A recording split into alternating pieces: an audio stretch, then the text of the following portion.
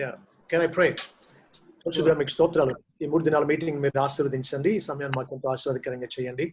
మా ముందుంచిన ఈ గంభీరమైన టాపిక్ ను తండ్రి మేము ధ్యానించి మీ ఉద్దేశం మాలో నెరవేరినట్లు మమ్మల్ని మేము మీకు సమర్పించుకోవడానికి సహాయం చేయండి. దాసునిగా నన్ను మీ కృపలో జ్ఞాపకం చేసుకుని నీ బిడ్డల కొరకు బలపరచవలసిందని యేసు నామములో వేడుకుంటున్నాం తండ్రి. ఆమేన్. ఆమేన్. ఈ ప్రశ్నకు సమాధానం చెప్తారా? What is the goal of salvation? దేవుడు ఏ ఉద్దేశంతో మనల్ని రక్షించాడు? రక్షణ యొక్క కార్యానికి అంతిమ గురి ఏంటి? Anybody? What is the goal of salvation?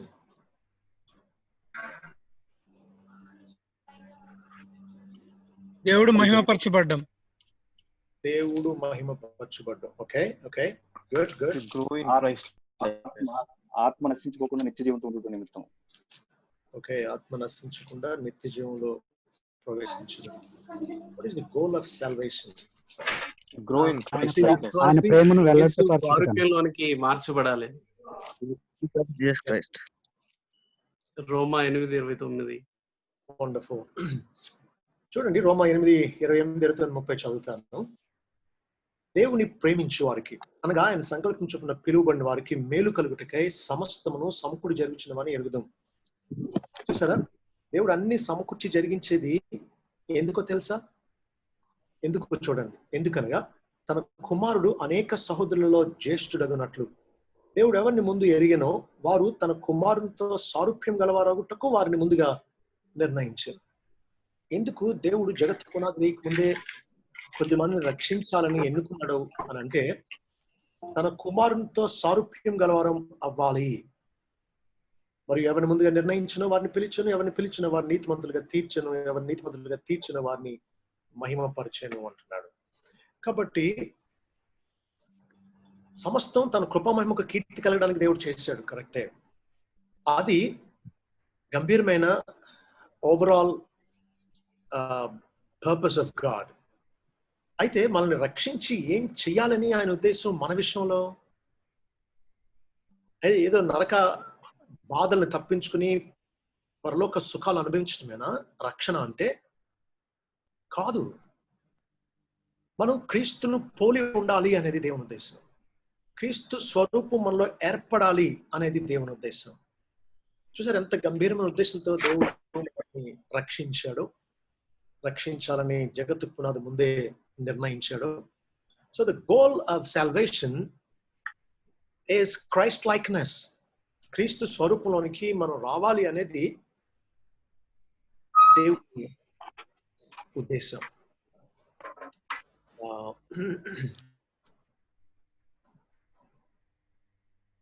ఒక్కసారి అండి,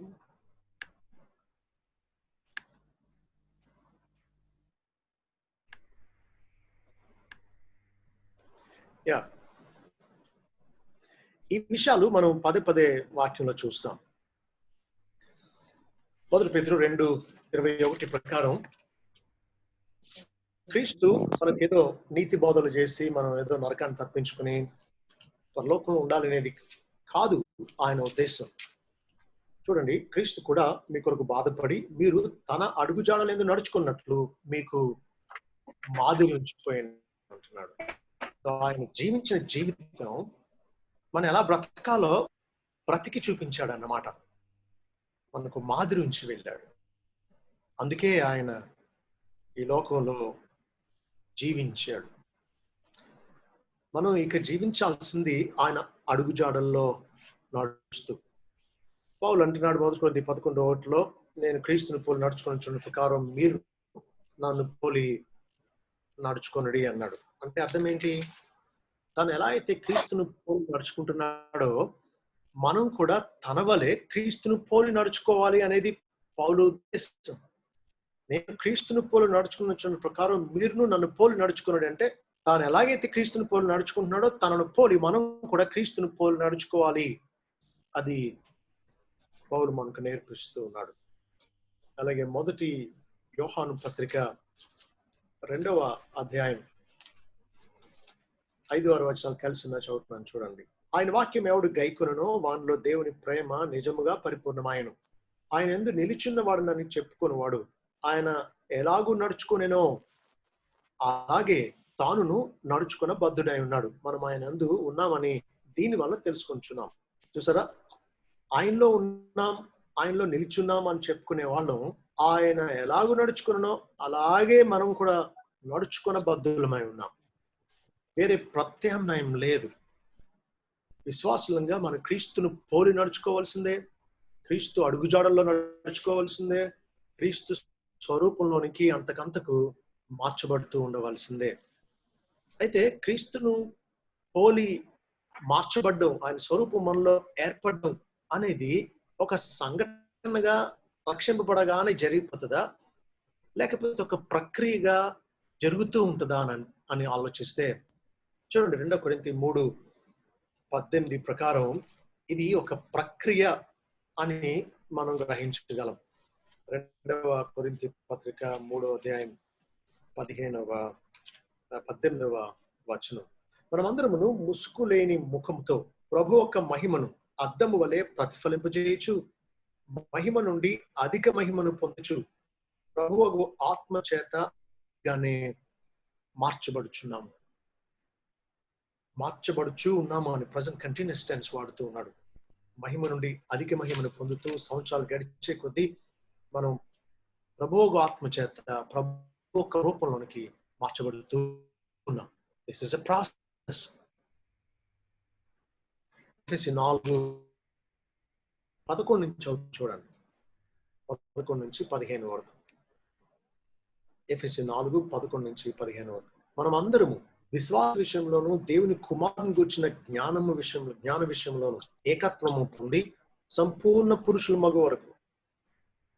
చూడండి, సంపూర్ణ పురుషుల మగాలి, అది దేవుని ఉద్దేశం. అంటే ఏంటి అనగా క్రీస్తునకు కలిగిన సంపూర్ణతకు సమానమైన సంపూర్ణత గలవా మగు వరకు ఆయన ఎలాగో నియమించాను.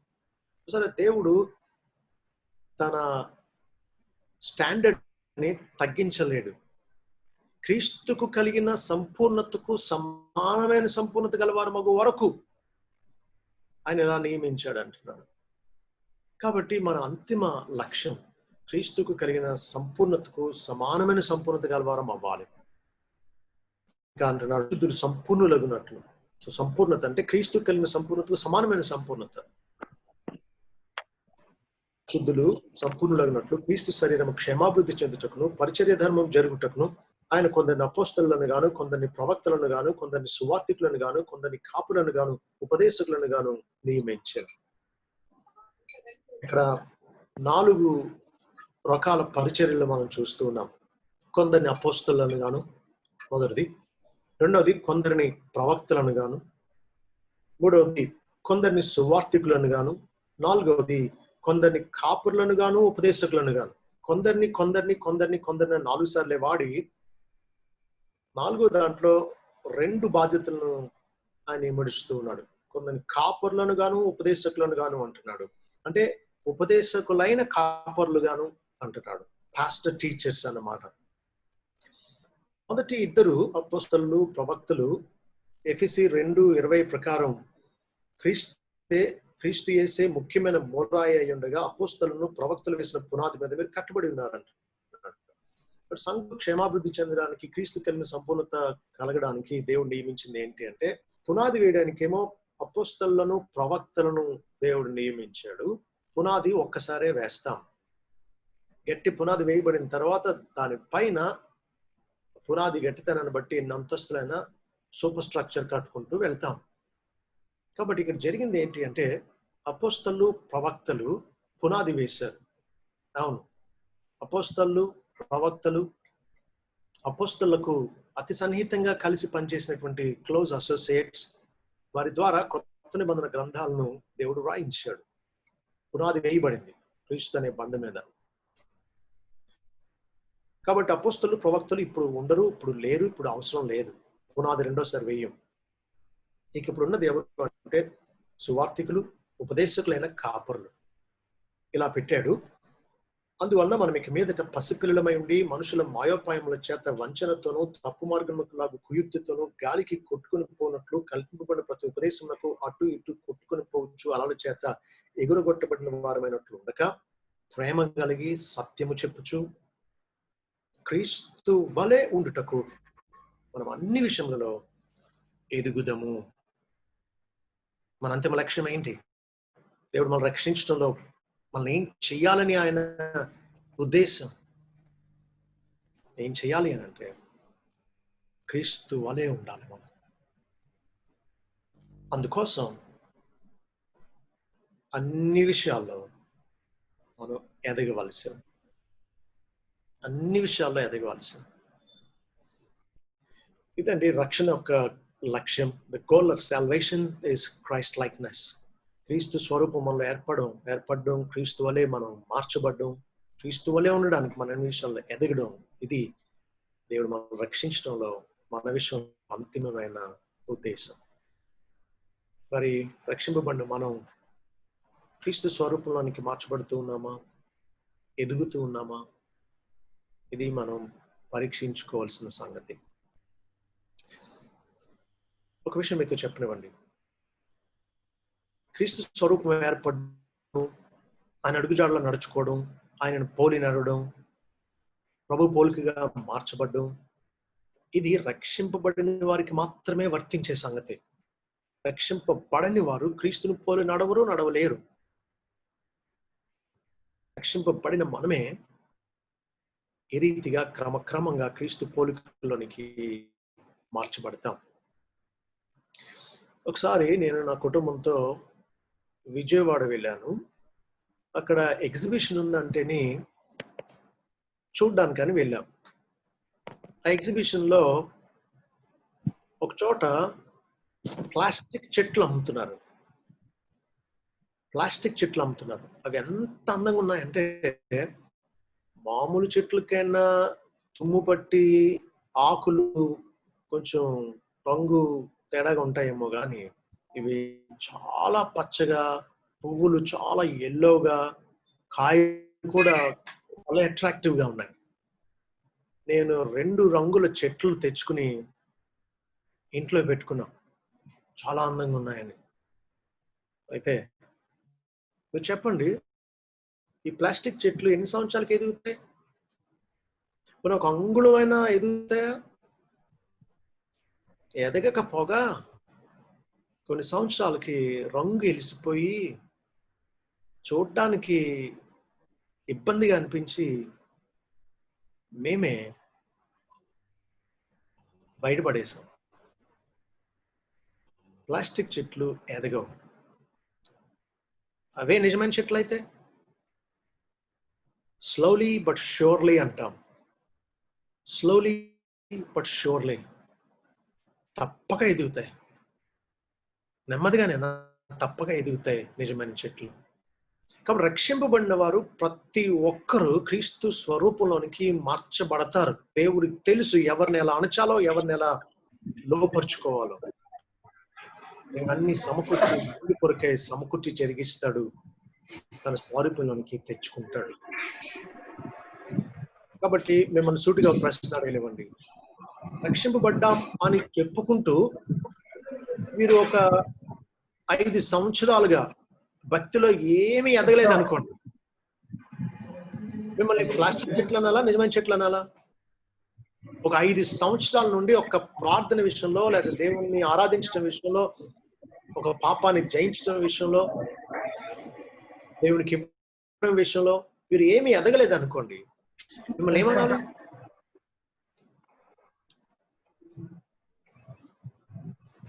మీరు ప్లాస్టిక్ చెట్లు అయితే ఎదగరు, నిజమైన చెట్లు అయితే ఎదుగుతారు. మైకల్ యాంజెలో సుప్రసిద్ధ శిల్పి ఒకరోజు ఒక పెద్ద మార్బుల్ స్టోన్ ని సుత్తి శానం తీసుకుని చెక్కడం మొదలు పెట్టాడట. మీరు చూసి ఉంటారు, ఆంధ్రాలో లారీల మీద స్క్వేర్ షేప్ లో ఉండే పెద్ద మార్బుల్ స్టోన్స్ వెళుతూ ఉంటాయి. వాటిని మెషిన్ తో కట్ చేసి పెద్ద స్లాబ్స్, మార్బుల్స్ కట్ చేస్తారు. అలాంటి పెద్ద స్టోన్ ని తీసుకుని మైకేల్ ఏంజెలో చెక్కడం ప్రారంభిస్తే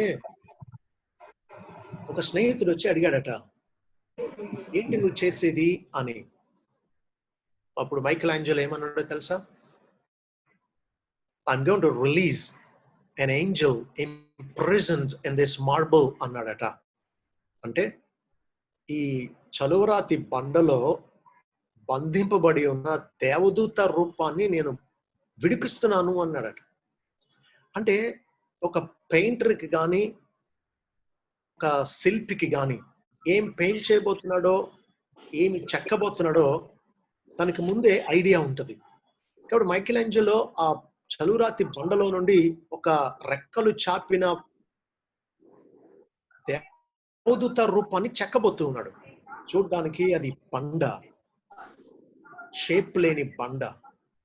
అలాంటి దాంట్లో నుంచి ఒక అందమైన దేవదూత రూపాన్ని శిల్పి చెక్కి బయటికి తీస్తూ ఉన్నాడు. మనం కూడా ఏ విలువ లేని, ఏ ప్రత్యేకత లేని, ఏ షేపు లేని బండల్ లాంటి వాళ్ళం. అయితే యేసు క్రీస్తు రూపంలోనికి దేవుడు మనల్ని తేవాలని రక్షించుకున్నాడు. రేపు ఆయనతో పాటు మనం ఆయనను పోలి ఉండాలని దేవుని ఉద్దేశం. ఆ ప్రక్రియలో మనం ఉన్నాం.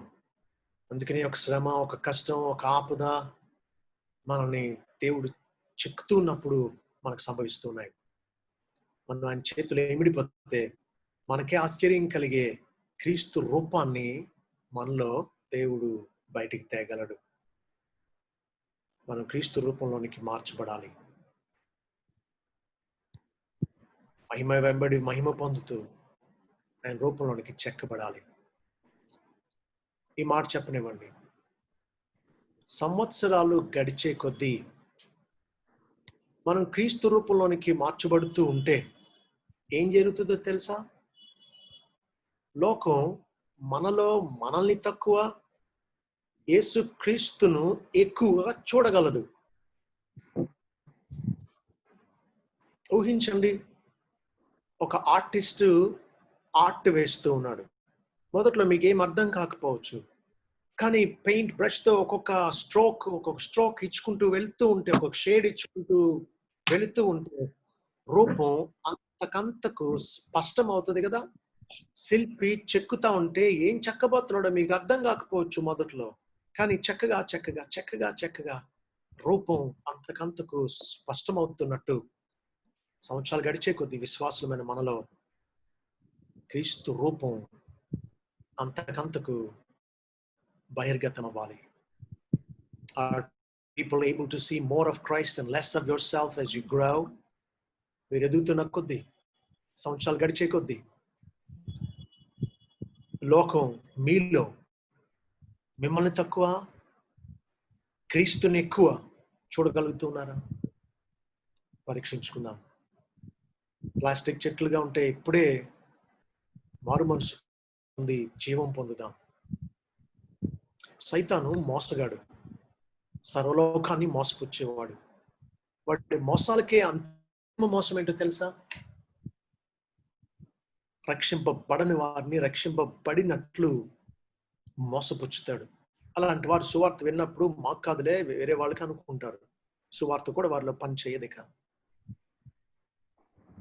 మనం మోసపుచ్చుకోవద్దు.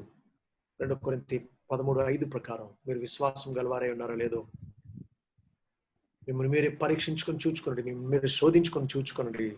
మీరు భ్రష్టులు కాని ఎడల యేసుక్రీస్తు మీలో ఉన్నాడని మిమ్మల్ని గురించి మీరు ఎరుగరా అని పౌలు కొరింథీ పట్టణంలో ఉండే సంఘానికి వ్రాస్తూ ఈ మాటలు అన్నాడు. మీరు విశ్వాసం గలవారో లేదో పరీక్షించుకోమని. మందిరానికి వచ్చినంత మాత్రాన మనం రక్షింపబడినట్లు కాదు. బైబిల్ చదివినంత మాత్రాన, బాప్తిజం తీసేసుకున్నంత మాత్రాన, సేవ చేసేస్తున్నంత మాత్రాన మనం రక్షింపబడిన వారం కాకపోవచ్చు. మత్తయి 7:22-23 ప్రభు తానే అనలేదా?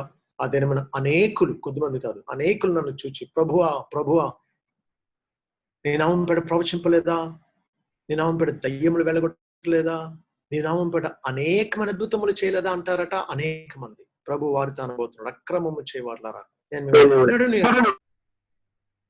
నా ఇద్దరు నుంచి పొండి అంటాడట.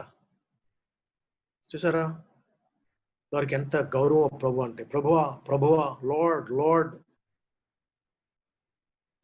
So what? అక్రమం చేసేవారు, ప్రభుని ఎన్నడూ ఎరుగరు, ప్రభు పేరు వాడుకున్నారు. మనం పరీక్షించుకుందాం, మనం భక్తిలో ఎదగట్లేదు అంటే రక్షింపబడలేదని అర్థమవుతుంది. ప్లాస్టిక్ చెట్లు ఎదగవు, ఎన్ని సంవత్సరాలని ఎదగవు. యజమాని చెట్లు నెమ్మదిగానైనా తప్పక ఎదుగుతాయి. మన క్రీస్తు రూపంలోనికి అంతకంతకు మార్చబడాలి. అలా మార్చబడట్లేదు అంటే అసలు మనం రక్షింపబడలేదేమో. మనం పరీక్షించుకుందాం. మనం ఎదగడాన్ని బట్టి, భక్తికి అనుకూలమైన అన్ని లక్షణాలు మనలో పెరుగుతూ ఉండడాన్ని బట్టి మన పిలుపును, ఏర్పాటును మరి నిశ్చయం చేసుకోవాలి అని పేతురు 2వ పత్రిక 1వ అధ్యాయం 10వ వచనంలో అన్నాడు. 2 పేతురు 1:10లో తనన్న మాట ప్రకారం మీ పిలుపును, ఏర్పాటును నిశ్చయం చేసుకున్నట్టుకు మరి జాగ్రత్త పరుడి అంటున్నాడు. మనం పిలువబడ్డాం, ఏర్పరచబడ్డాం అనేది మనకు నిశ్చయం ఎలా అవుతుంది అంటే మన భక్తి జీవితం తాజాగా ఎదుగుతూ ఉంటుంటే మనకు అర్థమవుతుంది, నిర్ధారణ అవుతుంది, అవును నేను రక్షింపబడ్డాను అన్న సంగతి. దేవుడు ఆ రీతిగా మనం పరీక్షించుకుంటూ క్రీస్తు రూపంలోనికి రక్షింపబడి మార్చబడాలని నేర్చుకుంటూ ఉన్నాం. పౌలు అంటున్నాడు గలతీ 4:19లో, నా పిల్లలారా, క్రీస్తు స్వరూపము మీ అందు ఏర్పడు వరకు మీ విషయమై మరలా నాకు ప్రసవేదన కలుగుచున్నది. చూసారా, మరలా అంటున్నాడు అంటే మొదట గలతీలకు సువార్త చెప్పి వారిని ప్రభువుల్లోనికి తీసుకురావడానికి ప్రసవేదనే పడ్డాడు. అయితే జుడైజర్స్ అంటాం, సున్నత సంబంధులు వచ్చి విశ్వాసం సరిపోదు, సున్నత చేయించుకోవాలి లేకపోతే మీరు రక్షింపబడినట్టు కాదు అని వారిని గలిబిలి చేస్తూ ఉంటే అదే కరెక్ట్ అనుకున్న వాళ్ళు మళ్ళీపోయారు, దారి తప్పారు. వారితో అంటున్నాడు, నాకు మరలా మీ విషయమై ప్రసవేదం కలుగుతుంది అంటున్నాడు. ఎందుకు అంటే క్రీస్తు స్వరూపం వాళ్ళు ఏర్పడే వరకు అంటున్నాడు. పౌలుకు గలతీ సంఘం మీద ఉండేటువంటి అలాంటి క్రీస్తు స్వరూపం వాళ్ళు ఏర్పడాలి అనే ప్రసవేదన మనకు మన విషయంలోనూ, మన కుటుంబీకుల విషయంలోనూ, మన స్థానిక సంఘం విషయంలోనూ ఇలాంటి ప్రసవేదన మనకు ఉండాలి. క్రీస్తు స్వరూపం మనలో ఏర్పడాలి. ప్రసవేదన అనేది చాలా బరువైన పదం పౌలు వాడుతూ ఉన్నాడు. ఊహించండి ఒక్కసారి, ఇది సాదాసీదాగా తీసుకునే విషయం కాదన్నమాట. ఇదేదో ఉంటే మంచిది లేకపోతే పర్లేదులే అనుకునే సంగతి కాదన్నమాట. క్రీస్తు స్వరూపం మనలో ఏర్పడాలి. అలా ఏర్పడే వరకు మనకు ప్రసవేదన లాంటి అంత భారం అవసరం. ఎందుకంటే క్రీస్తు రూపంలోనికి మనం మార్చబడ్డమే దేవుడు మనం రక్షించడంలో ఆయన సంకల్పం అయి ఉంటే ఆయన సంకల్పం మన ఇష్టంగా మారాలి. ఆయన ఉద్దేశమే మన ఉద్దేశం అవ్వాలి. దేవుడు కోరిందే మనం ఆశించాలి. కాబట్టి చూడండి, క్రీస్తు స్వరూపంలోనికి మార్చబడ్డం అంటే ఏంటో ఒక్కొక్క విషయం.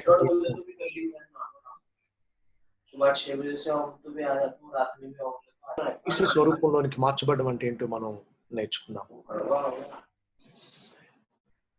1 Peter 2:21లో ఇందాక మనం చదువుకున్నాం, మనం తన అడుగుజాడలందు నడుచుకోవాలని క్రీస్తు మనకు మాదిరి ఉంచి వెళ్ళాడు. ఆయన జీవితం మనకు మాదిరి. మనం అది చేయాలన్నది ప్రభు. చూడండి ఒకసారి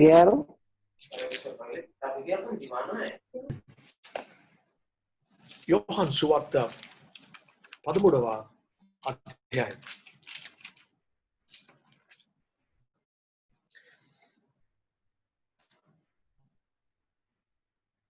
చూడండి, నిజానికి మొదటి 15 వచనాలు చదివితే మంచిది, కానీ మనకు తెలిసిన సందర్భమే కాబట్టి 12 నుంచి 15 వరకు చదువుతాను. చూడండి, వారి పాదములు కడిగి తన పై వస్త్రం వేసుకున్న తరువాత ఆయన మరలా కూర్చుండి, నేను చేసినది మీకు తెలిసినదా? బోధకుడనియు ప్రభు అనియు మీరు నన్ను పిలుచుచున్నారు. నేను బోధకుడను ప్రభువును గనుక మీరు ఇట్లు పిలుచుట న్యాయమే. కాబట్టి ప్రభువును బోధకుడునైనా నేను మీ పాదములు కడిగిన ఎడల మీరును ఒకరి పాదములను ఒకరు కడుగవలసినదే. నేను మీకు చేసిన ప్రకారము మీరు మీకు మాదిరిగా ఇలాగూ చేసి తిని. యేసుక్రీస్తు తన శిష్యుల పాదాలు కడిగాడు. ఆఖరికి ఇస్కరియోతు యూదా పాదాలు కూడా కడిగాడు. తర్వాతే వాడు వెలుపటి చీకట్లోనికి వెళ్తాడు. పేతురు దగ్గరికి వచ్చి కడగబోయేటప్పటికి నువ్వు నన్ను కడగడం వద్దు, నేను అర్హుడని కాను అన్నట్టు మాట్లాడతాడు. అయితే నేను కడగకపోతే నాలో నీకు పాలు లేదు అని అంటే, అయితే తల నుంచి పాదాల వరకు కడిగేయమంటాడు. స్నానం చేసిన వాడు చేతులకు కాళ్ళకు మురికైనప్పుడు కాళ్ళు చేతులు కడిగితే సరిపోతుంది అని అన్నాడు. ఆయన ప్రభువును బోధకుడైన నేను మీకు ఇలా చేస్తే మీరును ఒకరి పాదములు ఒకరు కడుగవలసినదే అన్నాడు. నేను మీకు చేసిన ప్రకారం మీరు చేయవాలని మీకు మాదిరి ఎలా చేస్తుంది అన్నాడు. కాబట్టి చెప్పండి, మనం ఇతరుల పాదాలు కడగాల?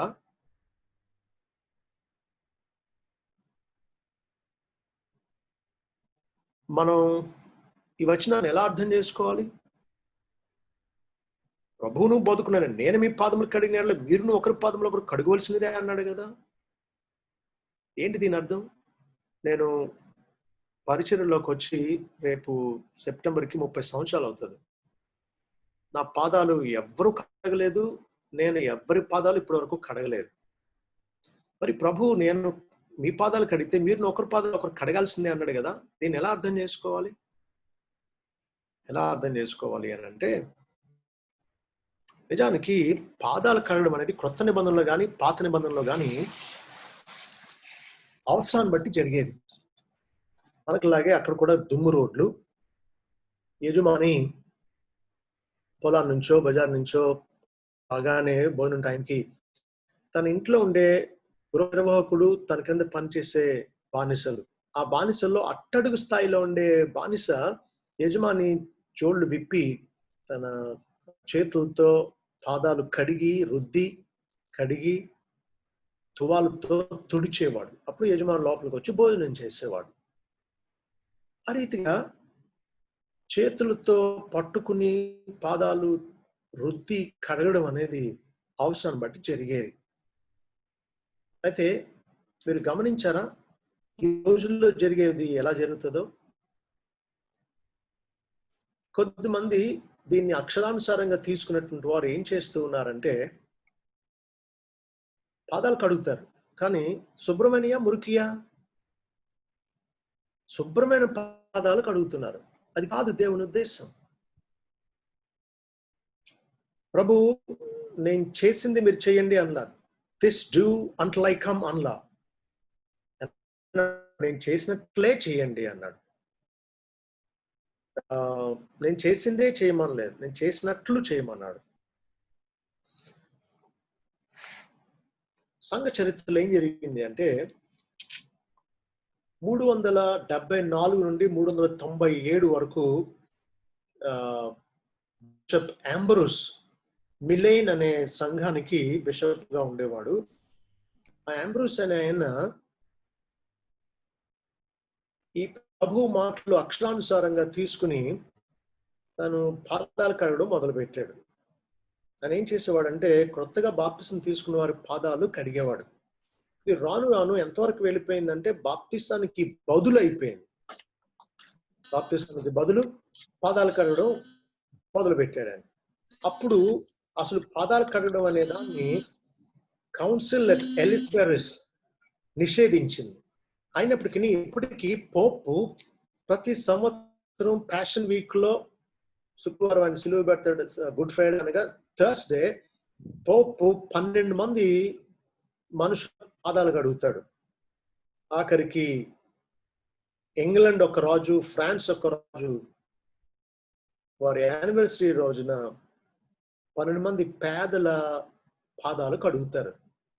అయితే ప్రభు చెప్పిన దానికి ఇప్పుడు జరుగుతున్న దానికి తేడా ఏంటి అంటే, ఇప్పుడు సంవత్సరానికి ఒకసారి కడుగుతున్నారు కానీ ప్రభు అనుదినం ఒకరికొకరు పరిచయం చేసుకోవడం అనేది ప్రాక్టీస్ చేయాలి అన్నాడు. రెండో తేడా ఏంటి అంటే, ఒక ముఖ్యుడు మిగతా వారి పాదాలు కడుగుతాడు ఈ రోజుల్లో. అయితే ప్రభు ఉద్దేశం పరస్పరం ఒకరికొకరు దేవుని బిడ్డలు అందరూ ఇలా పరిచయం చేసుకోవాలన్నది ఆయన ఉద్దేశం. దీనత్వంతో సేవా తాత్పర్యంతో చేయాలనేది ప్రభు ఉద్దేశం. తర్వాత నిజానికి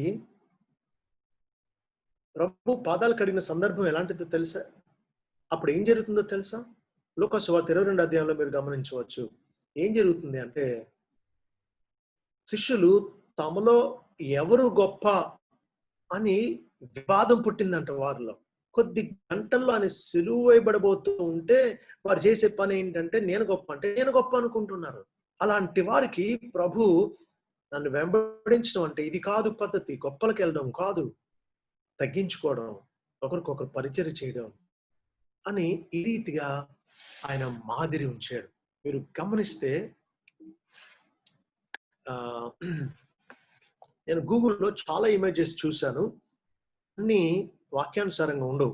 పెయింటర్స్ కి వాక్యం బాగా తెలిసి ఉండడం అవసరం. ఆఖరికి క్రిస్టియన్ మూవీస్ తీసే వారికి కూడా వాక్యం బాగా తెలిసి ఉండాలి. 10 కమాండ్మెంట్స్ లో ఫరో ఎర్ర సముద్రం గట్టున ఉండిపోయినట్టు ఉంటది. కానీ కీర్తన గ్రంథంలో ఒక చోట అంటాడు, దేవుడు ఫరోను అతని సేనను ఎర్ర సముద్రంలో ముంచివేశాడు అని. కాబట్టి ఇక్కడ చూడండి, యేసుక్రీస్తు పై వస్త్రాన్ని తీసేశాడు. ఎందుకో తెలుసా? ఆ రోజుల్లో పాదాలు కడిగేది బానిసల్లో అన్ని స్థాయిల్లో ఉండేవారు కాదు, అట్టడుగు స్థాయిలో ఉండే బానిస అతనికి వస్త్రాలు కూడా ఉండవు. చూడండి, ఏదైనా ఫ్లోర్ క్లీన్ చేసే వాళ్ళు మంచి బట్టలు వేసుకుని క్లీన్ చేస్తారా? కాబట్టి ఓ భక్తుడు ఇలా అంటాడు, Jesus adopts the dress and duty of the lowliest of menial servants అని. ఆయన డ్రెస్ అండ్ డ్యూటీ రెండు తీసుకున్నాడు. అట్టడుగు స్థాయి బానిసలు ఏం చేస్తారో ఆ పని చేస్తూ ఉన్నాడు. నిజానికి ఆయన సిలువలో ఏ రకమైన శుద్ధి చేయబోతున్నాడో దానికి ముంగుర్తుగా ఇలా చేశాడు. వాడిని అడుగుతున్నాడు.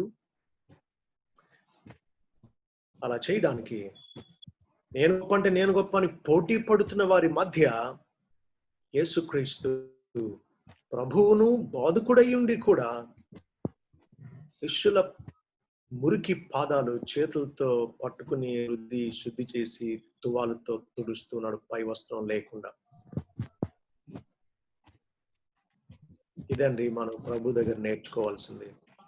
గొప్పలకు వెళ్ళడం కాదు, నేను గొప్ప అంటే నేను గొప్ప అనుకోవడం కాదు. నిజానికి శిష్యులు ఎలా పోటీ పడి ఉంటారంటే, 12 మంది శిష్యుల్లో ఒక్కడే సిటీ వాడు, మిగతా వాళ్ళందరూ దాదాపు పల్లెటూరు వాళ్ళు, పల్లె రాష్ట్రం నుంచి వచ్చినటువంటి వాళ్ళు ఎక్కువ మంది. సిటీ వాడు ఒక్కడే. అది ఎవరో తెలుసా? ఇస్కరియోతు యూదా. ఎంతైనా సిటీలో పుట్టి పెరిగినటువంటి వాళ్ళు మిగిలిన వారి మీద కొంత లోకుభావాన్ని కనుపరుస్తారు. కాబట్టి ఒకవేళ ఇస్కరియోతు యూదా నేనే సిటీ వాడిని, కల్చర్డ్ సోఫిస్టికేటెడ్ అని ఉండుండేమో, లేదా యోహాను నేను ప్రభు రొమ్ము నాకునేవాడిని, నేను ప్రభుకు సన్నిహితుని ఎర్రవీగాడేమో, పేతురు యోహాన్లు అంద్రియాలు మొదట పిలువబడిన శిష్యులు అని అనుకున్నారేమో. అదే ప్రభు బ్రతికే పద్ధతి అది కాదు అని వారికి ఈ రీతిగా మాదిరి చూపుతారు. కాబట్టి అక్షరానుసారంగా శుభ్రమైన పాదాలు ఒక్కళ్ళు కొద్దిమంది కడగడం కాదు, సంవత్సరానికి ఒకసారి. అవసరాన్ని బట్టి ఏ పరిచర్య చేయడానికైనా తగ్గించుకోవాలి, మనకంటే ఇతరులను యోగ్యులుగా ఎంచుకోవాలి అనేది ప్రభువు నేర్పిస్తూ ఉన్నాడు. లోకాన్ని నుంచి ఆయన దిగి వచ్చి మానవుల పాదాలు కడగలిగితే, మనం తోటి మనిషి యొక్క పాదాలు కడగడం అవసరం అయితే మనకు కష్టం అవ్వకూడదు. నా భార్య ఒక్కొక్కసారి ఎవరైనా వాంతి చేసుకుంటా ఉంటే అక్కడ పాత్రలు ఏమి లేకపోతే చేతులు పట్టేస్తుంది. వాళ్ళు ఎవరు అని చూడకుండా అవసరాన్ని బట్టి మన తోటి విశ్వాసులకు ఏ రకమైన పరిచర్య చేయడానికైనా సంసిద్ధులం అవ్వాలి. అది ప్రభు మనకి ఇక్కడ బోధిస్తున్నాడు. ప్రభువును అనుకున్న నేను మీ పాదములు కడిగిన మీరును ఒకరి పాదములు ఒకరు కడుగవలసినదే అంటున్నాడు. ప్రభును నడవడం అంటే అర్థం ఎంతగానైనా తగ్గించుకోవడం, ఎంతైనా ఇతరులకు పరిచయం చేయడం, గొప్పల కోసం వెళ్లకుండా ఇతరుల అవసరం తీరుస్తూ. నిజానికి అక్కడ భోజనాలు చేసేటప్పుడు మనకులాగా టేబుల్ దగ్గర కూర్చుని కాళ్ళు కింద పెట్టి టేబుల్ దగ్గర భోజనం చేయడం కాదు. వారు మోచేతి మీద ఆనుకుని సైడ్కి కాళ్ళు ఇలా పెట్టేవారు. అప్పుడు అవతల వ్యక్తి యొక్క తల దగ్గరకు ముందున్న వ్యక్తి కాళ్ళు వస్తాయి. కడుక్కోకపోతే ఎలా ఉంటాయి ఆలోచించండి. అందుచేత పాదాలు కడుక్కోవడం అక్కడ ఎంతో అవసరం, అది ప్రభు తానే కడుగుతున్నాడు. ఒక రకంగా ఆలోచిస్తే ప్రభు అందరి పాదాలు కడిగాడు, వారిలో ఏ ఒక్కరు ప్రభు నీ పాదాలు కూడా కడుగుతాం అని కనీసం అడగలేదు. ఎందుకో తెలుసా? మనకి పరిచర్య చేయించుకోవడం ఇష్టం, చేయడం ఇష్టం. మన బ్యాగులు అందరూ మోయాలి, మనం ఎవరు బ్యాగ్ మోయం. మనం చిన్న ప్లేట్లు అందరూ తీయాలి, మనం ఒక్కరి ప్లేట్ తీయం. పరిచర్య చేయించుకోవడం కాదు, పరిచర్య చేయడమే క్రైస్తవ జీవితం. క్రీస్తుని పోలు నడవాలి అంటే ప్రభు చేసినట్టు మనం కూడా చేయాలని మనకు మాదిరిగా ఆయన ఇలా చేశాడు. యేసుక్రీస్తు మాదిరి మరొక విషయం కూడా చూద్దాం. ఆయన తండ్రికి విధేయుడు. యేసుక్రీస్తు తండ్రికి విధేయుడు. ఫిలిప్పీ 2:8 ప్రకారం ఆయన విధేయత గురించి చాలా స్పష్టంగా రాయబడి ఉండడం మనం చూస్తాం. ఫిలిప్పీ పత్రిక 2వ అధ్యాయం 4 నుంచి చదువుతాను, చూడండి. మీలో ప్రతి వాడును తన సొంత కార్యములను మాత్రమే కాక ఇతరుల కార్యములను కూడా చూడవలను. క్రీస్తు యేసునకు కలిగిన ఈ మనస్సు మీరును కలిగి ఉండి, ఆయన దేవుని స్వరూపం కలిగిన వాడై ఉండి దేవునితో సమానముగా విడిచిపెట్టకూడని భాగ్యమని ఎంచుకొనలేదు గాని, మనుషుల పోలికగా పుట్టి దాసుని స్వరూపమును ధరించుకొని తన్ను తానే రిక్తునిగా చేసుకొనేను. మరియు ఆయన ఆకారమందు మనుషుడిగా కనబడి మరణము పొందినంతగా, అనగా శిలువ మరణం పొందినంతగా విధేయత చూపిన వాడే తన్ను తాను తగ్గించుకొనెను. యేసుక్రీస్తు తండ్రికి విధేయత చూపించాడు. కాబట్టి యేసుక్రీస్తుని పోలి నడవాలి అంటే మనం కూడా విధేయతను కలిగి ఉండాలి. యోహాను సువార్త 15వ అధ్యాయం 10వ వచనం ప్రభు అన్న మాట ఒకసారి జ్ఞాపకం చేసుకున్నాం. ఆయన అంటున్నాడు, నేను నా తండ్రి ఆజ్ఞలు గైకొని ఆయన ప్రేమ నిలిచున్న ప్రకారం మీరును నా ఆజ్ఞలు గైకొని ఎడల నా ప్రేమ యందు నిలిచి ఉందురు. చూసారా, మనం యేసుక్రీస్తు వలె విధేయత ద్వారా ఆయన ప్రేమలో నిలిచి ఉండేవాడు. యేసుక్రీస్తు ఆయన తండ్రి ఆజ్ఞలు గైకొని ఆయన ప్రేమలో నిలిచి ఉన్నాడు. 4:34 కూడా ఆయన అన్న చక్కని మాట చూడండి. యేసు వారిని చూచి, నన్ను పంపిన వాని చిత్తము నెరవేర్చుటయు ఆయన పని తొదముట్టించుటయు నాకు ఆహారమై ఉన్నది. దేవుని చిత్తం నెరవేర్చడం మనకు ఆహారం అంత ప్రియంగా ఉండాలి. 17:4 కూడా ఆయన అన్నాడు, చేయుటకు నాకు ఇచ్చిన పని నేను సంపూర్ణంగా నెరవేర్చి భూమి మీద నిన్ను మహిమపరచితిని. దేవునికి లోబడ్డం క్రీస్తు దగ్గర మనం నేర్చుకోవాల్సిన పాఠం. అలాగే హెబ్రీ 5:8 ఆయన కుమారుడైండియు తాను పొందిన శ్రమల వలన విధేయతను నేర్చుకొనేను. మనం నేర్చుకునేది మనకు రానిది నేర్చుకుంటాం కదా. మరి విధేయతను యేసుక్రీస్తు నేర్చుకోవడం ఏంటో తెలుసా? మన స్థాయిలో ప్రాక్టికల్ గా మనం ఎదుర్కొనే సవాళ్ళు, మనం ఎదుర్కొనేటువంటి హింసలు, శోధనలు, ఇలాంటి పరిస్థితుల్లో దేవునికి లోబడ్డం ఎలాగో ప్రాక్టికల్ గా ఆయన అనుభవపూర్వకంగా నేర్చుకున్నాడు. అది దాని భావం. మొత్తం మీద యేసుక్రీస్తు తండ్రికి విధేయుడు. అలాగే మనం కూడా దేవునికి యేసుక్రీస్తు వలె విధేయులమై ఉండాలి. చూడండి, విధేయత గురించి 5 విషయాలు చెప్పకముందు ఒక విషయం చెప్పనివ్వండి. బానిసత్వం మొదటి శతాబ్దంలో ఉండేది. నిజానికి బానిసత్వాన్ని కొత్త నిబంధన కొట్టివేయట్లేదు. ఎందుకో అనుకునేవాడిని. బానిసత్వంలో ఉండేటువంటి పరిస్థితులను బట్టి దేవునికి మనం లోబడ్డం ఏంటో తెలియజేయడం కోసం బానిసత్వాన్ని కొంతకాలం దేవుడు ఉండనిచ్చాడు అనిపిస్తుంది. కలిసి ఇలా ఆలోచించండి. దేవునికి మనకు ఉండే బంధాన్ని సూచించడానికి చాలా పోలికలు ఉన్నాయి. ఉదాహరణకు దేవుణ్ణి తండ్రి అంటాం. ఆయన తండ్రి అయితే మనం ఏమవుతాం? ఆయన పిల్లలం అవుతాం. ఆయనను కాపరి అంటాం. ఆయన కాపరి అయితే మనం ఏమవుతాం? ఆయన మేపే గొర్రెలం అవుతాం. ఆయనను రాజా అంటాం. అంటే మనం ఏమవుతాం? ఆ రాజు పరిపాలించి సంరక్షించి బాగోగులు చూసి ఏలేటువంటి ప్రజలం అవుతాం కదా. అయితే ఇప్పుడు చెప్పండి, ఆయనను ప్రభువా అంటాం. ఆయన ప్రభువు అయితే మనం ఆయనకి ఏమవుతామో తెలుసా? బానిసలం అవుతాం. బంధం. ఆయన ప్రభు అయితే మనం బానిసలం. మొదటి శతాబ్దంలో ఉండే బానిసత్వానికి క్రైస్తవంలో ఉండే విధేయతకు చాలా పోలిక ఉంది. ఎందుకంటే బానిస తనకి సెలవులు ఉండవు. మీరు ఏ ఫ్యాక్టరీలో పని చేయండి, ఎంత చిన్న ఉద్యోగం చేయండి, వారంలో ఒక రోజు సెలవు ఉంటుంది. 24 గంటల్లో మీరు 8 మహా అయితే 10, 12 గంటలకు మించి పని చేయరు. ఇంకా ఎక్కువ చేయాల్సి వస్తే మీకు ఇష్టపూర్వకంగా చేస్తారు, మీకు ఎక్స్ట్రా పేమెంట్ ఉంటుంది. 24 గంటలు డ్యూటీలో ఉండాల్సిన ఉద్యోగాలు ఎక్కడ ఉండవు. కానీ బానిసలు చేయాలి.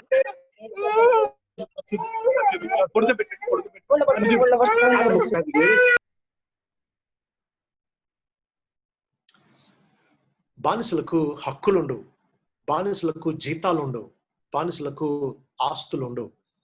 వారి జీవిత కర్తవ్యం యజమాని చెప్పింది చెప్పినట్టు వెంటనే పూర్తిగా చేయడమే. అప్పుడు చూడండి, ఒక బానిస యజమానికి ఎలా లోబడతాడో మనం మన ప్రభువుకు అలా లోబడాలి. 5 విషయాలు చూడండి. మొదటిది పూర్ణ విధేయత, అబ్సల్యూట్ ఒబీడియన్స్. ఇది విధేయత అంటే. మత్తయి 8:9లో శతాధిపతి ప్రభు దగ్గరికి వచ్చి 8:9లో మనం చూస్తాం, నేను ఇంటికి వస్తానంటే అతని దాసుని బాగు చేయడానికి శతాధిపతి రోమిడు అంటే అన్యుడు, యూదులు రావడానికి యోగ్యుడు కాడని చెప్పి తను వద్దు అంటాడు. మరి అలాంటప్పుడు ఎలా బాగు చేయాలి అంటే, ఇక్కడి నుంచే సెలవు అంటాడు. నేను అధికారానికి లోబడ్డవాడిని, నా పని వాడిని వెళ్ళు అంటే వెళ్తాడు, రమ్మంటే వస్తాడు, ఈ పని చేయి అంటే ఎదురు చెప్పకుండా, ప్రశ్నలు అడగకుండా, వాయిదాలు వేయకుండా, అడ్డంకులు చెప్పకుండా, సాకులు చెప్పకుండా చేస్తాడు అంతే. నాకే ఒక మనిషి ఇలా లోబడుతూ ఉంటే దేవుడు అని నీకు రోగం ఎందుకు లోబడదు? అది అతని వాదన. మిలిటరీలో చురుకుగా ఉంచడానికి పని చెప్పడానికి ఒక్కొక్కసారి 50 అడుగులు 100 అడుగులు పొడుగు వెడల్పులతో ఒక 30 అడుగులు లోతు గొయ్యి తీసేయమంటే వాళ్ళు 4-5 నెలలు గొయ్యి తీస్తారు. తర్వాత ఏం చెప్పాలి అంటే మళ్ళీ పూర్తి చేయమంటాడు కమాండర్. ఎందుకు తీయమన్నావు, ఎందుకు పూడ్చమన్నావు, ఇలా అడగడానికి సరిపోరు. యజమాని చెప్పినట్టు చేయడమే.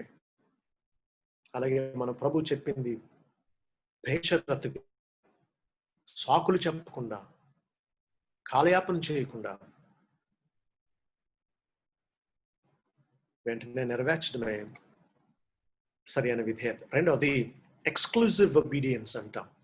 అంటే మనం లోబడాల్సింది ప్రభుకు మాత్రమే. మత్తయి 6:24 అంటాడు, ఎవరు ఇద్దరు యజమానులకు దాసుడుగా ఉండనేరడు. వాడు ఒకరిని ప్రేమిస్తాడు, మరొకరిని ద్వేషిస్తాడు, ఒకరిని అనుసరిస్తాడు, మరొకరిని తృణీకరిస్తాడు. మీరు దేవునికి నీ సిరికి నీ దాసులై ఉండనేరరు అన్నాడు. బానిస తన యజమానికి లోబడతాడు, కానీ ఊరులందరికీ ఎందుకు లోబడతాడు? తనను ఎవరైతే కొనుక్కున్నారో, తను ఎవరి సొత్తో ఆ యజమాని సంతోషపెట్టడానికే తను బ్రతుకుతాడు. యజమాని చెప్పిన దానికి భిన్నం ఎవ్వరు చెప్పినా దాసుడు లోబడడు. కాబట్టి మనం కూడా ఇప్పుడు లోబడాల్సింది మనల్ని స్వరక్తం ఇచ్చి కొనుక్కున్న మన రక్షకుడైన ప్రభువుకే లోబడాలి. అప్పుడప్పుడు ప్రభుకి, అప్పుడప్పుడు సైతానికి, అప్పుడప్పుడు ప్రభుకి, అప్పుడప్పుడు లోకానికి, అప్పుడప్పుడు ప్రభుకి, అప్పుడప్పుడు శరీరానికి కాదు మనం లోబడాల్సిందే. ప్రభువుకు మాత్రమే మనం లోబడాలి. ఒక చిన్న ఉదాహరణ నన్ను బాగా ఆలోచింపచేసింది. అమెరికాలో మన ఎంపీస్ ఎమ్మెల్యేస్ లాగా అక్కడ సెనేటర్స్ ఉంటారు కదా. ఒక సెనేటర్ దగ్గర పెద్ద వయసులో ఉండే ఒక ఆమె నమ్మకంగా సెక్రటరీగా పనిచేస్తూ ఉందట. ఆ సెనేటర్ ఒకరోజు మధ్యాహ్నం అలసిపోయి ఉండి, అమ్మా నేను 1 గంట రెస్ట్ తీసుకోవాలి, ఎవరు ఫోన్ చేసినా సరే, ఎవరు గెస్ట్లు వచ్చినా సరే గంట తర్వాతే నన్ను మెలకుపరచు అని వెళ్ళి పడుకున్నాడట. అరగంటలో అమెరికా ప్రెసిడెంట్ నుంచి ఫోన్ వచ్చిందట. నేను ఇలా ప్రెసిడెంట్ మాట్లాడుతున్నాను, సెనేటర్ కనెక్ట్ చేయంటే ఆమె అందట, సార్ మా బాస్ గంట తర్వాత లేపమన్నారు, ఇప్పుడు అరగంట అయింది, ఇంకొక అరగంటలో ఫోన్ చేయండి అందట. అని అన్నాడట, కాదు నాకు అర్జెంట్ పని ఇది, నేను ప్రెసిడెంట్ మాట్లాడుతానంటే, లేదు సార్ నాకు చాలా ఖచ్చితంగా చెప్పారంటే ప్రెసిడెంట్ అన్నాడట, నేను చెప్పాను, నువ్వు లేపినా ఆయన నిన్నేం అండు, లేపు అని అంటే అని అందట, I'm sorry sir, you are not my boss. నా బాస్ ఎలా చెప్తే నేను అలాగే చేయాలి. అరగంట తర్వాత ఫోన్ చేయడానికి పెట్టేసిందట. మొదట్లో ప్రెసిడెంట్కి కోపం వచ్చింది, కానీ తర్వాత తనకు అర్థమైంది జీతం ఇచ్చేది తాను కాదు, తను లోబడాల్సింది ప్రెసిడెంట్ కాదు, తన బాస్కు లోబడాలి. తర్వాత ఫోన్ చేసి ఆమెను అభినందిస్తూ, అలాంటి సెక్రటరీ నా దగ్గర ఉంటే ఎంత బాగుండు అన్నాడట. మనం కూడా అదే కోరతాం కదా. మనం జీతం ఇచ్చి పని పెట్టినటువంటి వాళ్ళు ఊరోళ్ళందరూ పనులు కాదు చేయాల్సింది, మన పని చేయాలి, మనకు లోబడాలి. అప్పుడే జీతం ఇస్తాం, అప్పుడే పెట్టుకుంటాం. ప్రభువుకు మాత్రమే లోబడాలి. మూడవది, తప్పనిసరిగా లోబడాలి. లోక 6:46 అంటాడు, నేను చెప్పిన మాటల ప్రకారం వచ్చేక నన్ను ప్రభువా ప్రభు అని పిలుచుట ఎందుకు అంటాడు. మీరు ఆలోచించండి, మీరు ఏదో ఒక ఫ్యాక్టరీలో జాయిన్ అయ్యి సార్ బాస్ అని పిలుస్తూ ఆయన చెప్పిన టైంకి మాత్రం రాకుండా, ఆయన చెప్పిన పని మాత్రం చేయకుండా అక్కడ మన్నగలరా? జీతం పొందగలరా? ఆయన ప్రభు అయితే మనం బానిసలం. లోబడ్డం తప్పనిసరి. మనం మన ప్రభువును ప్రభువా అని పిలిచిన ప్రతిసారి మనం ఆయనకి లోబడవలసిన బానిసలం అన్న సంగతి గుర్తు తెచ్చుకోవాలి. తప్పదు. మనం ఆయన సొత్తు, ఆయనకు లోబడాల్సిందే. నాలుగోది, స్థిరంగా లోబడాలి. యోహాను 13:16 ప్రకారం యజమాని ఎప్పటికీ యజమానే, దాసుడు ఎప్పటికీ దాసుడే, దాసుడు యజమానికి మించిన వాడు ఎప్పటికీ అవ్వడు. మన దేవునికి లోబడాల్సింది జీవితాంతం. మనం ఎప్పటికీ బానిసలమే, దేవుడు ఎప్పటికీ మనకు ప్రభువే. మీరు చెప్పండి, ట్రాఫిక్ రూల్స్ ఏ వయసు వరకు పాటించాలి? కొన్ని 60 సంవత్సరాలు పైబడిన వారికి రాయితీలు ఉంటాయి. ఇన్కమ్ ట్యాక్స్ విషయంలో కానీ, టికెట్స్ లో, బస్ టికెట్స్ లో కానీ రాయితీలు ఉంటాయి. అలా ట్రాఫిక్ రూల్స్ విషయంలో రాయితీలు ఉంటాయా? 70 సంవత్సరాలు నమ్మకంగా ట్రాఫిక్ రూల్స్ పాటించారు కాబట్టి 70 దాటాక ఎలాగైనా తిరిగి వచ్చానంటే ఇంటికి రాగలమా క్షేమంగా? విధేయత బ్రతికున్నంత వరకు చూపించవలసిందే. స్థిరమైన రీతిలో జీవితాంతం లోబడాలి. ఇదే సరి అయిన విధేయత. ఆఖరిగా నమ్మకమైన విధేయత చూపించాలి. అంటే అర్థం, ఒక్కొక్కసారి యజమాని చేసినప్పుడు లోబడ్డానికి హింసలు ఎదురవుతాయి. యోహాను 15:20 అంటున్నాడు, దాసుడు తన యజమాని కంటే గొప్పవాడు కాడని నేను మీతో చెప్పిన మాట జ్ఞాపకం చేసుకోండి. లోకులు నన్ను హింసించిన మిమ్మల్ని కూడా హింసింతురు, నా మాట గైకొని నేడల్లా మీ మాట కూడా గైకుంది. ప్రభువునే ద్వేషించిన లోకం మనల్ని ఎందుకు ప్రేమిస్తుంది? మనల్ని కూడా ద్వేషిస్తుంది. కాబట్టి ప్రభు చెప్పినట్టు చేయడానికి ఒక్కొక్కసారి మనం మర్యాదను లేకపోతే గౌరవాన్ని పొందుతాం ప్రభు చెప్పినట్టు చేసినందుకు. కానీ ఒక్కొక్కసారి ద్వేషాన్ని, హింసను ఎదుర్కోవాల్సి వస్తుంది. అలాగని లోబడ్డం మానేస్తామా? చూడండి, మత్తయి సువార్త 22వ అధ్యాయంలో రాజు తన కుమారునికి పెండ్లి విందు చేసి పనివారిని పంపించాడు, విందుకు పిలవండి అని. పిలవడానికి వెళ్ళేటువంటి వాళ్ళు పిలిచారు, వచ్చేసారు. వాళ్ళు రాలేదని మళ్ళా రాజు పంపిస్తే మళ్ళా వెళ్ళారు. వాళ్ళు సాకులు చెప్పారు, మాకు పనులు ఉన్నాయి, మేము రామని. మళ్ళా ఈసారి ఏమేమి పదార్థాలు వండారో అవి చెప్పి పిలవండి అంటే మళ్ళా వెళితే వాళ్ళు ఏం చేశారో తెలుసా? పిలవడానికి వెళ్ళి వాళ్ళు అవమానపరిచారు, కొంతమంది రాళ్లతో కొట్టి చంపేశారు. ఇప్పుడు కొత్త వాళ్ళని పంపించాడు అనుకోండి రాజు, అక్కడికి వెళ్తే కొడుతున్నారు, అక్కడికి వెళ్తే తిడుతున్నారు, నేను వెళ్ళను అనొచ్చా? ఊహించండి, ఎలా యుద్ధం జరుగుతుంది, ఒక చోట సైనికులు చచ్చిపోతున్నారు, కొత్త బెటాలియన్ని ప్రభుత్వం అక్కడికి పంపిస్తే అక్కడికి వెళ్తే యుద్ధం జరుగుతుంది, అక్కడ చచ్చిపోతున్నారు కాబట్టి మేము వెళ్ళాం అని అనగలరా? ఎవరైనా అని సైన్యంలో ఉండగలరా? శ్రమైనా సరే వెళ్ళాల్సిందే. ఇది విధేయత అంటే. యేసుక్రీస్తు తండ్రికి సంపూర్ణంగా లోబడ్డాడు, తండ్రికి మాత్రమే లోబడ్డాడు, తప్పనిసరిగా లోబడ్డాడు. భూమిలోనంత కాలం ఆయన లోబడుతూనే ఉన్నాడు. సిలువ మరణం అయినా సరే తండ్రికి లోబడ్డాడు అంతే. నా చిత్తం కాదు, నీ ఇష్టమే నెరవేరునుగా. మరణము పొందినంతగా ఆయన విధేయత చూపించాడు. That is Christian obedience. That is Christ-like obedience. రేపు ఎల్లుండా ఇంకా చాలా విషయాలు మనం ధ్యానం చేసుకోబోతూ ఉన్నాం. క్రీస్తుని పోలి నరుడు ఆయన స్వరూపంలోనికి మార్చబడ్డం, అంతకు సంవత్సరాలు గడిచే కొద్దీ మనం ఏ రీతిగా మార్పు చెందాలో ఇవి మనం నేర్చుకోబోతూ ఉన్నాం. అందుచేత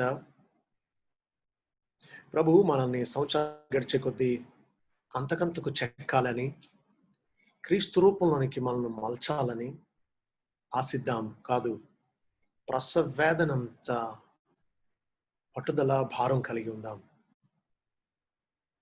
ఎలాగూ ప్రభు దగ్గరికి వెళ్ళినప్పుడు ఆయన ఉన్నట్టుగా నన్ను చూస్తాం కాబట్టి ఆయన పోలి ఉండబోతూ ఉన్నాం. ఆయన పోలి ఉండబోతున్న మనం ఈ లోకంలో ఆ ప్రక్రియలో ఉన్నాం, మార్చబడుతూ ఉన్నాం. అందుకే దేవుడు మనం రక్షించుకున్నాడు.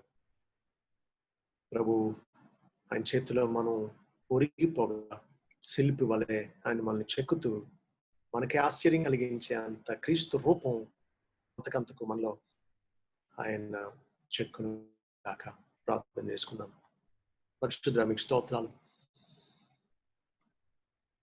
రక్షణలో మీ ఉద్దేశం ఏంటో మాకు కనుపరిచినందుకు మీకు స్తోత్రాలు. మీ కుమారునితో సారూప్యం గలవారం అవ్వాలి, మేము మీ కుమారుల్లా ఉండాలి. ఎంత గంభీరమైన ఉద్దేశం! మీకు శత్రువులమైన మమ్మల్ని, మీకు వ్యతిరేకంగా తిరుగుబాటు చేసి పాపం చేసిన, కుష్ఠరోగం లాంటి పాపంతో గాయాలతో ఉండేటువంటి మమ్మల్ని, న్యాయంగా మీ ఉగ్రతకు పాత్రులమైన మమ్మల్ని, నరకంలో ఉండవలసిన మమ్మల్ని, మా శిక్ష మీ కుమారుని మోపి రక్షించడం చాలదన్నట్టు రేపు పరలోకంలో మేము మీ కుమారుల్లాగా ఉండాలని ఉద్దేశించారా? ఆ మీ ఉద్దేశాన్ని మేము విస్మరించి ఏదో రోజులు గడిచిపోతూ ఉన్నాయి, ఏదో కాస్త భక్తి చేస్తున్నాం, పర్లేదులే అన్నట్టు సంతృప్తి పడుతూ ఉన్నాం. క్రీస్తునకు కలిగిన సంపూర్ణతకు సమానమైన సంపూర్ణ గలవారగనట్లు అన్నాడు. క్రీస్తు వలె ఉండుటకు మనం అన్ని విషయంలో ఎదుగుదాం అన్నాడు భక్తుడు. ఆ రీతిగా తండ్రి, క్రీస్తును మేము మాదిరిగా పెట్టుకుని ఆయన వలె ఉండాలని మీరు కోరినట్టు మా గురించి మేము కూడా ఆశించడానికి సహాయం చేయండి. ఈ బెరియా సంఘాన్ని ఆశీర్వదించండి. రేపేలుండ కూడికల్లో కూడా క్రీస్తుని పొందడం అంటే ఏంటో మాకు ఇంకనూ అనేక విషయాలు నేర్పించవలసిందని, ఈ వాక్యం మాలో ఫలింప చేయవలసిందని యేసు నామములో ప్రార్థించి స్తుతించి వేడుకుంటున్నాం తండ్రి. ఆమేన్. ఆమేన్.